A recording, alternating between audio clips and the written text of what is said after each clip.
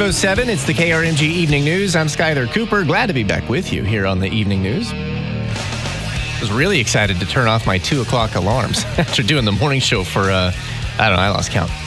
But anyway, it is Tuesday, and that means it's time for the BA Breakdown. I came back just in time to talk with Michael Spurgeon. He joins us live. Hey, Michael, how are you? Skyler, my friend, how you doing? I just want to let you know I listened to you most of all last week, and you sounded great, my friend. Glad to be back with you. Well, thank you so much. One of the things I wanted to talk about tonight is New Orleans Square, just to give folks an update on that construction at New Orleans and Elm. And when we first started talking about this right here in this segment, Michael, we said it was going to be a 9-month project. And I haven't actually looked back. I forget what that start date was, but we've got to be, 2 months in or more by now?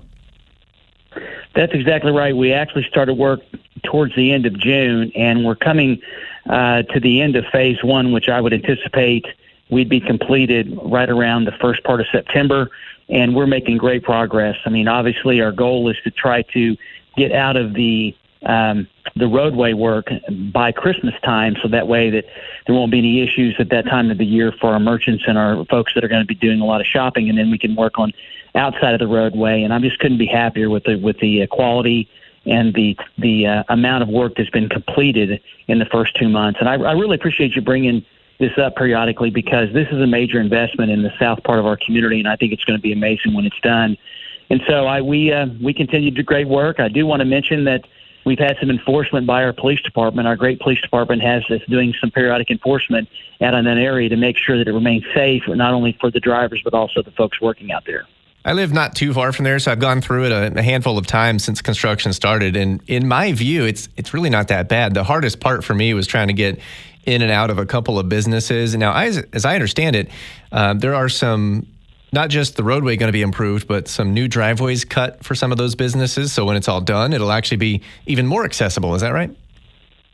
That's correct. And there's going to be some the improvements for ingress and egress, as we call it, in and out of the different shopping areas in each quadrant, as well as the sidewalks are going to be widened, the decorative lighting, which we're still looking at. What's really cool is the improvements are going to be made in the middle of the intersection, which is really going to give it that special touch in the New Orleans Square area whenever we finish in there. So it's going to be a great improvement to our community. It's much needed. We're committed to helping with the revitalization, and it has gone very smoothly in terms of, for the most part, with traffic. And we just want to remind folks that just take your time as you drive to that intersection, especially because school's getting ready to start. And we've had communications with the school district about the challenges we have right now temporarily with turning left. And so we're trying to get as many people in the community, especially those that are not completely familiar with the freshman academy, to give themselves a little bit of more time to be able to get through that intersection, or to look at the alternative routes to get there to get their kids drop off if they're going to be dropping them off.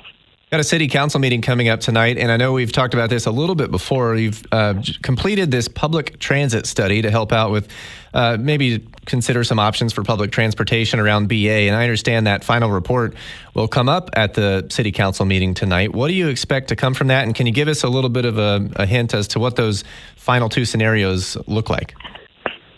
Well, it is going to be brought up. Larry Curtis, our community development director, who does an amazing job, is going to be presenting it along with our consultant. And we had great participation. Our online survey, we have over 500 folks that responded, and we've had 2 or 3 very well attended, and there was a lot of communication and engagement in the public policy development process. And I'm excited to say is they've come up with a couple of different scenarios. And my recommendation or guidance was, there's got to be a better way to better serve our citizens with the dollars that we have available. And they've come up with what we're calling a near-term solution and then a long-term solution. And in the near term, we're still going to be maintaining that existing regional express bus from BA to downtown Tulsa, because that's so important to a lot of people who need that to get to and from work. But we're also going to be looking at what we're going to be calling a micro transit pilot program to serve local residents in the core of our city. And we're going to do this program is going to help us determine exactly what type of ridership we're going to have through a Lyft or Uber type initiative, along with maintaining the regional bus routes that we have down to Tulsa. And then the long term would be to try to make that micro transit program available to the entire city, and then try to do a regional express bus or a fixed bus routes within our community as well as downtown Tulsa.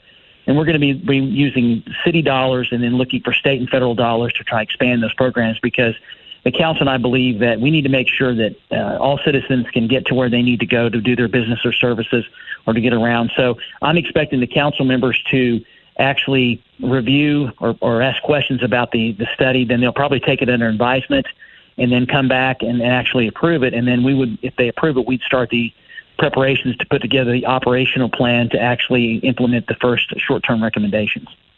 Much more to be heard tonight at that Broken Arrow City Council meeting. This is the BA Breakdown each Tuesday right here on the KRMG Evening News. Michael Spurgeon, you mentioned back to school. We'll talk a lot more about that next week, so let's put a pin in it, and we'll look forward to talking to you then.